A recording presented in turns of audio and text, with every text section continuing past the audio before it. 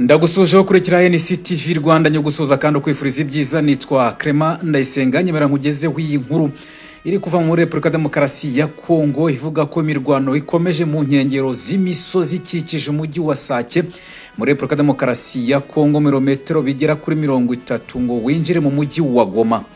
Abaturage batuye mu mujyi wa Sake babwiye Kigali Today ko batashoboye gusinzira kubera urusaku rw'ibibombe birimo kuraswa hagati y'impande zombi zihanganye, ngo no kuvuga igisirikare cya Kongo FARDC ndetse n'umutwe witwaje intwaro wa M23. Abarwanyi ba M23 begereye umujyi wa Sake nyuma yo gufata no gufunga byuzuye agace ka Minova kerekeza muri Kivu y'Amajyepfo. Mirwano igaruka mu majyaruguru yegera umujyi wa Sake warumaze igihe ufite agahenge. Ibibombe byinshi birimo kugwa mu misozi ya Kimoka ikikije Sake, mu gihe abarwanyi 23 bavuye muri Masisi, abandi bakava muri pariki y'ibirunga ya Nyiragongo barimo kurwana n'ingabo za leta FARDC ziri mu mujyi wa Sake. Abandi bari mu bambiro mu werekeza mu mujyi wa Goma.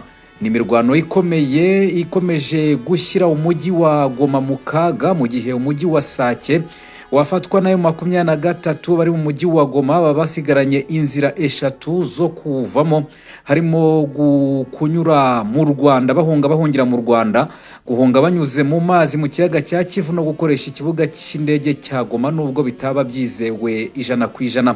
Abarwanyi ba 23 kandi bamaze iminsi bazenguruka umujyi wa Goma, ndetse mirwano ikomeye imaze iminsi ibera muri territoire ya Nyiragongo mu birunga bya Nyiragongo, mu dusozi dukikije Bibumba, Amabere y'inkumi, Kanyamahoro ndetse na Kirimanyuka. Nubwo abarwanyi 23 batashoboye kwinjira Kibati ngo birukane ingabo za FARDC n'ingabo za leta ya Kongo zari zikomeje imirwano ibumoso bw'ikirunga cya Nyiragongo, aho imirwano ikomeye yerekeza mu mujyi wa Sake ukomeje kugotwa bigashyira mu kaga umujyi wa Goma. Mu gitondo cyo kuri uyu wa mbere tariki 20 Mutarama 2025, amabombe menshi yumvikanye mu bice bya Kamuronza muri territoire ya Masisi yegereye Sake, aho ingabo za FARDC zishaka kwirukana abarwanyi ba 23 bazengurutse Sake bavuye Masisi, abandi muri pariki y'ibirunga berekeza Ishove na Bukarara. Uretse gufata kandi umujyi wa Sake, abarwanyi ba 23 bamaze kwinjira mu ntara ya Kivu y'Amajyepfo muri territoire ya Karehe mu duce nka Rumbishi ahakungahaye cyane ku mabuye y'agaciro. M23 kandi ikomeje kwambura ibice bitandukanye ingabo za leta FARDC, mu gihe Perezida wa Repubulika Demokarasi ya Kongo Felix Antoine Tshisekedi Tshilombo yatangaje ko adashobora gushyikirana n'izi nyeshyamba, ibintu afata ko byaba ari ukurenga ku umurongo utukura, mu gihe bamwe mu baturage n'abasirikare batangiye kumusaba kuganira na M23 mu rwego rwo kwirinda gukomeza kumena amaraso no gushyira abaturage mu kaga. Andi makuru kandi ava mu burasirazuba bwa Repubulika Demokarasi ya Kongo aravuga ko imirwano ya 23 iri muri Kivu y'Amajyepfo, aho 23 yamaze gufata n'ubundi agace ka Rumbishi. Umutwe wa 23 mu mirwano yabaye kuwa gatandatu yafashe agace ka Rumbishi gaherereye muri territoire ya Karehe mu ntara ya Kivu y'Amajyepfo. Agace ka Rumbishi kazwiho ubucukuzi bw'amabuye y'agaciro atandukanye arimo ayo mu bwoko bwa Tourmaline, Coltan, zahabu ndetse na gasegereti.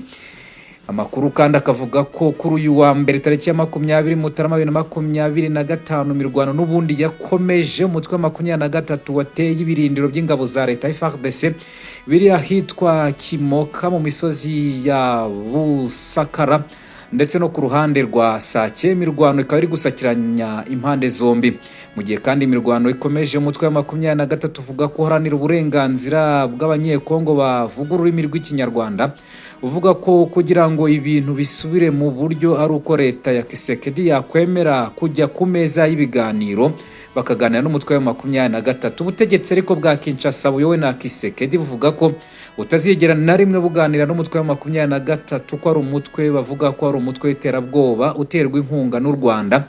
Nubwo mu njyabihe zitandukanye u Rwanda rwagiye rutera utwatsi ibyo birego bya Kongo rukavuga ko ari ukuyobya uburari ruhubwo ibibazo bya Kongo ikabyegeka ku Rwanda. Leta ya Kongo yakunze gushinja u Rwanda nanone kandi gufasha uyu mutwe wa M23 ariko u Rwanda rwo rwagiye rubyamaganira kure.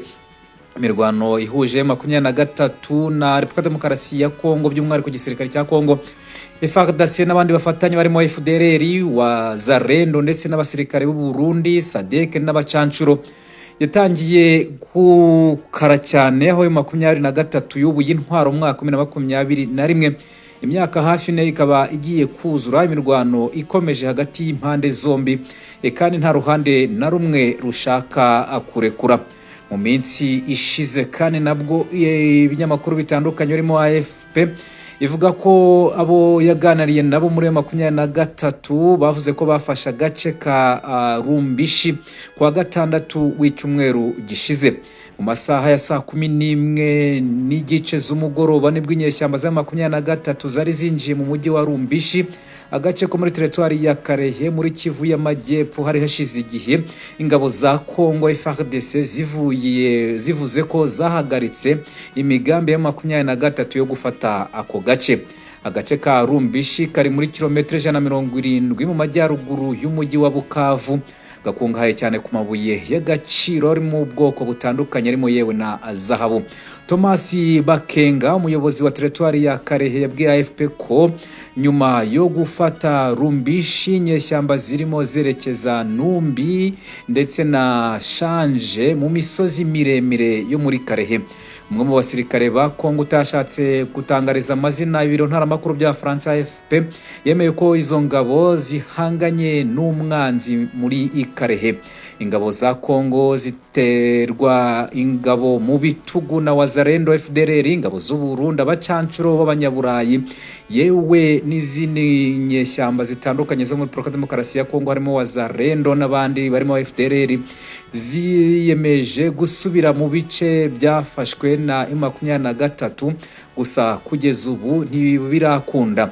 Imirwano ikaze iheruka kumvikana mu duce kuri ubu rubibi rw'intara Kivu ya ruguru ndetse na Kivu y'Amajyepfo hitwa Kabingo ndetse na Ruzirankantaka, naho hakaba harabereye imirwano ikomeye. Kugeza ubu bivugwa ko abasivile barenga 200 baguye mu mirwano ya vuba, abandi barenga 600 barakomereka nk'uko byemejwe n'umwe mu bahagarariye leta ya Kongo Kinshasa mu biganiro imvo n'imvano byatambutse kwa gatandatu w'icyumweru gishize. Abasaga 137 bakaba baravuye mu byabo kubera iyo mirwano. Perezida wa Kongo Felix Antoine Tshisekedi yaherutse kubwira abahagarariye ibihugu byabo i Kinshasa ko atazigera na rimwe aganira n'umutwe wa 23 awita umutwe w'ibyihebe. Mu mpera za 2021 umutwe wa 23 wubuye imirwano muri Kivu ya ruguru ndetse ufata uduce dutandukanye turimo Bunagana wagize ibirindiro bikuru by'uwo umutwe. Mu minsi ishize kandi nanone uyu mutwe wa 23 wigaruriye akandi gace gakomeye cyane, agace ka Ngungu, aho abasirikare b'umutwe wa 23 bumvikanye basaba abaturage gusubira mu mirimo yabo bagakora nta nkomyi, dore ko amahoro yamaze kugaruka. Bababwira ko ubungubu ibintu bimeze neza cyane muri ako gace. Wakumva uko byari byifashe ndetse n'abaturage baganiraga n'abasirikare 23 nyuma yo kwigarurira agace ka Ngungu kareherereye n'ubundi muri ibyo bice biri kuberamo imirwano muri Repubulika Demokarasi ya Kongo.